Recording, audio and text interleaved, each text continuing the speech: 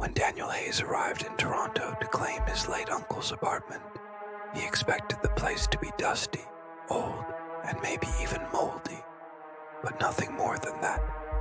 His uncle had lived alone for years in a 70s-era building on the East End, known among locals as the Towers.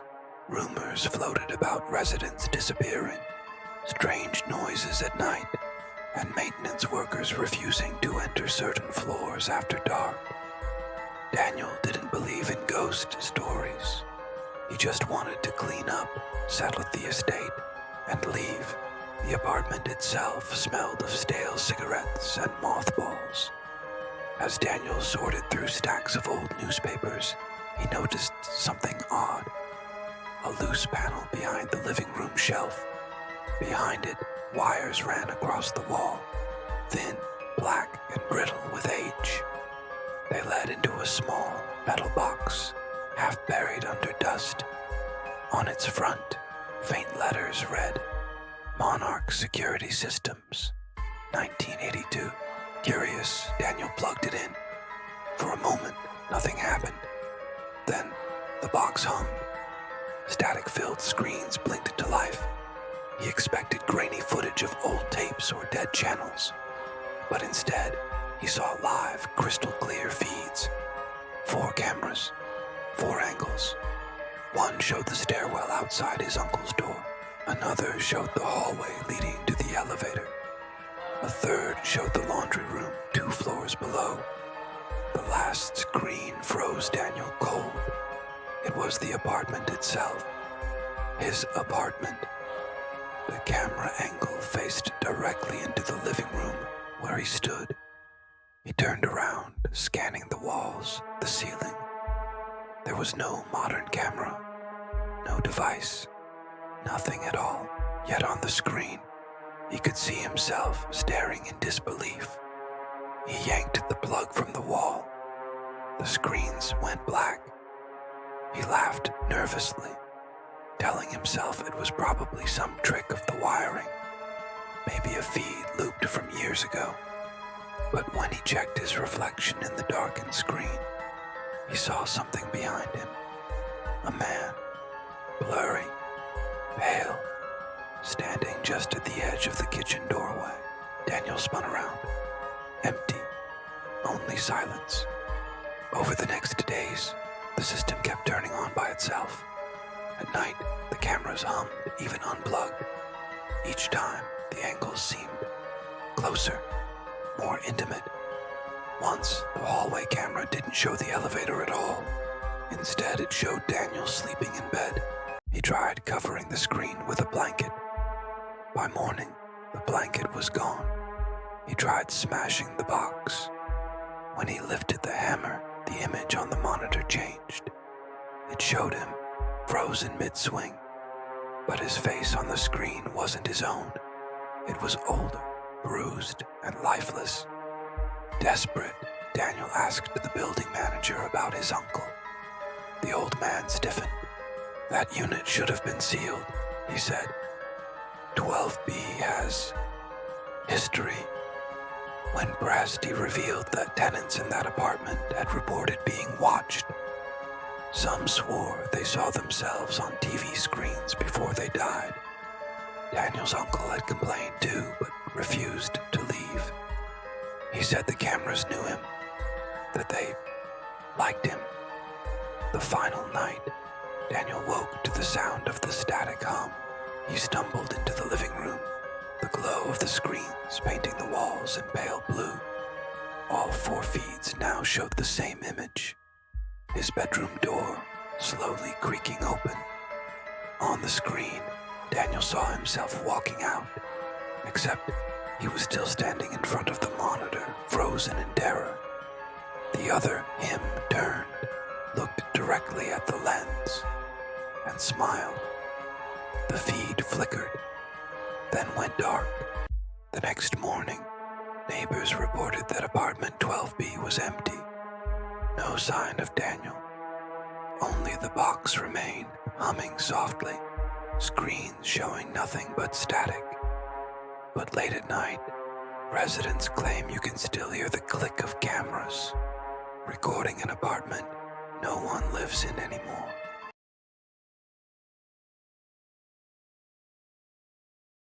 It was almost 1 in the morning when Amelia Clark reached Circular Quay. The last train had already gone, the station silent, the city lights faint against a sky thick with clouds. Sydney, a place usually buzzing with late-night life, seemed deserted. The wind carried only the sound of waves slapping against the pylons. As she stood shivering on the platform, she noticed something impossible. At the far end of the wharf, a ferry sat waiting, its lights dim and yellow, its engine humming like a creature breathing in the dark. The name on its side read, Harbour Spirit, though Amelia had never heard of such a vessel. The gates were locked, the ticket booth closed, yet the gangplank of the ferry lay lowered, as if it was expecting her. She hesitated, heart thudding, but the emptiness of the night and the thought of being stranded pushed her forward. The wooden planks creaked under her feet as she stepped aboard. The instant she crossed onto the deck, the gangplank lifted by itself, and the engine roared to life. She gasped, calling out that she hadn't bought a ticket, but the intercom crackled through static with a broken whisper. Ticket collected. The city began to dissolve in fog. The Opera House, the harbor bridge, the glow of the skyline, all faded into a wall of mist. The water turned black beneath the hull, reflecting nothing at all. Then came the horn. It blared long and low, so loud Amelia expected it to shake the city. But there was no echo.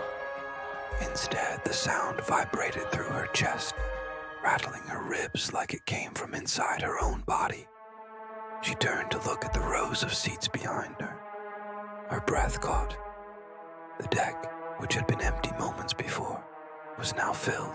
People sat silently in the chairs.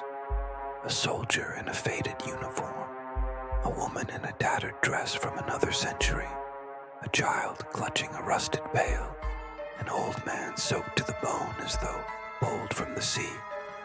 None of them moved. None of them breathed. Their heads tilted just enough to make her feel watched. Amelia stumbled to the cabin, hoping to find a captain, but the wheel spun on its own, steering the ferry deeper into the fog. The radar screen showed no land, only a dark void. On the cracked radio came a voice, faint and broken. One more passenger, delivered. She froze when she caught her reflection in the glass. It was her face, but pale, hollow-eyed, lips tinted blue as though lifeless. The ferry slowed as something loomed out of the fog. An island, jagged and black, its trees twisted like skeletal hands reaching for the sky. A rotten pier stretched into the water, waiting. Without a sound, the passengers rose and shuffled toward the exit, their feet silent on the deck. They walked down the gangplank, one by one, vanishing into the mist of the trees without ever turning back. Amelia gripped the railing with all her strength, fighting the pull inside her chest, as though unseen hands were dragging her forward. She shook, teeth chattering, whispering that it wasn't real. But then she saw her reflection again in the cabin window. It showed her stepping off the ferry, walking with the others, her eyes black and empty. She screamed, but the sound did not leave her throat. The horn blasted once more, shaking her body, drowning her voice.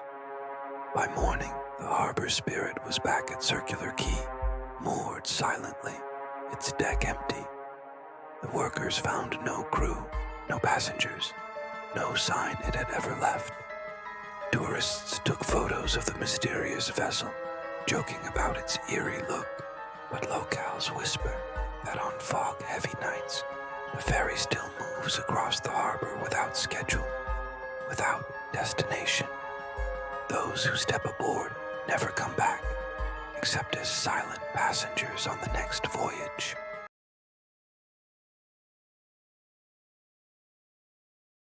It was a rainy afternoon in Vermont when 16-year-old Emily Carter ducked into her high school library to avoid detention hall.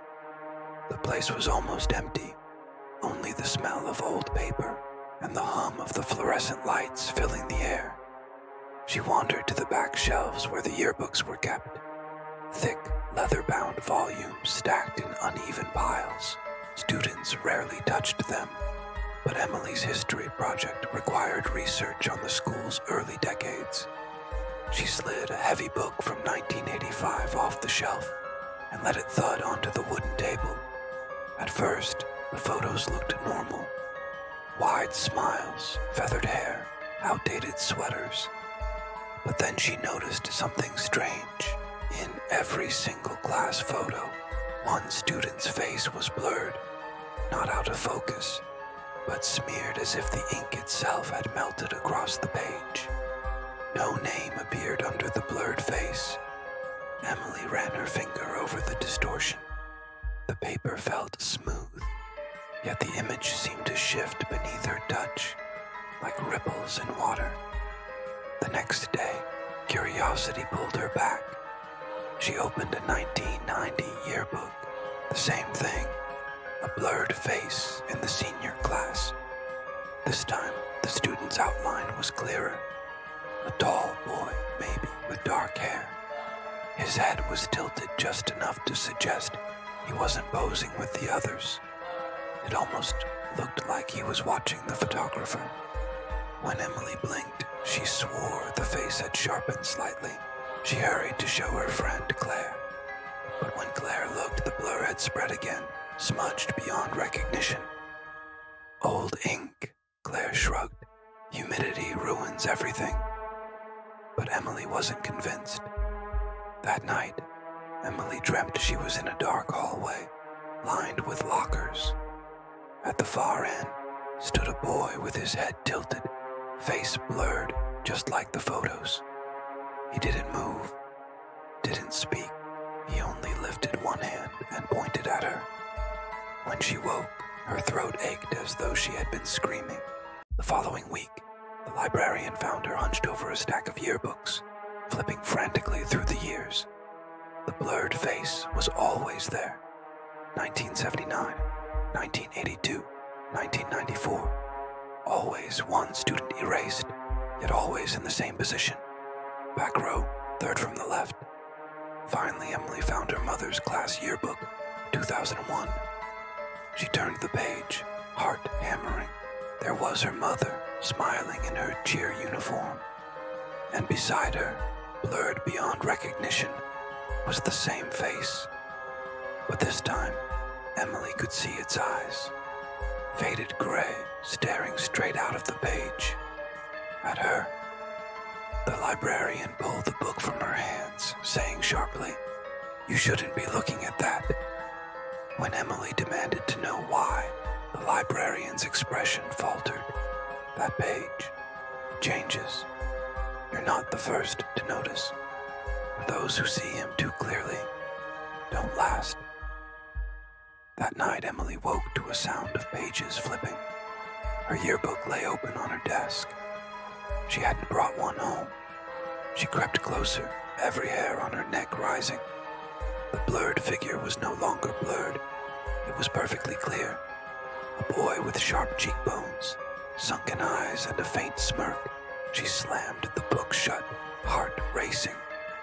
But in the glass of her bedroom window, his reflection stood behind her, grinning. The next morning, students whispered that Emily hadn't come to class. Teachers assumed she was sick. Only Claire noticed something chilling. The newest yearbook in the library, printed just last spring, now had a blurred face in the sophomore section. And when she leaned close, the outline looked an awful lot like Emily Carter.